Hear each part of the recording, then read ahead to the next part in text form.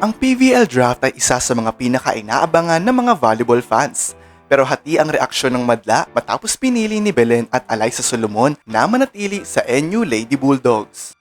Inihayag ng mga sources na nagpasya sina Belen at Solomon na maglaro ng isa pang taon sa Lady Bulldogs kung saan inaasam nila ang ikalawang sunod na kampyonado sa Season 87, ang kanilang pangatlo sa 4 na taon. Nananatiling mabigat at matinik ang NU kung saan nananatili ang dalawang MVP kasama ang mga pangunahing manlalaro na sina Lams Lamina, Sheena Toring, Erin Pangilinan, gayon din sina Ara Panique at Natasha Bombita. Ang desisyong ito ay nagpatibay sa kanilang lineup para sa UAAP na nagagarantiya ng mas malakas sa team performance. Para kay Belen at Solomon, ang pagpili na magpatuloy sa NU ay isang strategic move. Sa nakaraang mga seasons, sila ay naging instrumental sa tagumpay ng Lady Bulldogs at ang kanilang patuloy na pagsasanay at paglalaro sa kanilang collegiate environment ay magpapalakas sa kanilang skills at teamwork. Sina Belen at Solomon, ang UAAP Season at Finals MVP, ay kasalukuyang nagsasanay sa Alas, Pilipinas na naghahanda para sa FIVB Challenger Cup, hosting nito sa susunod na buwan sa Ninoy Aquino Stadium.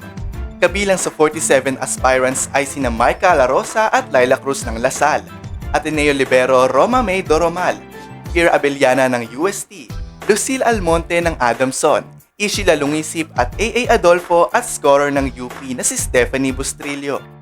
Ngunit habang good news ito para sa NU, ito ay bad news para sa Chocomucho Flying Titans.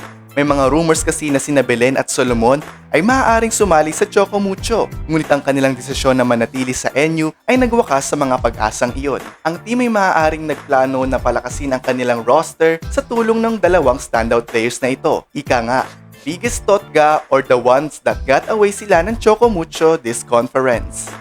Bukod dito, may mga balitang si Dindin Santiago Manabat ang bagong recruit ng Chocomucho na tiyak na magdadala ng malaking tulong sa kanilang lineup.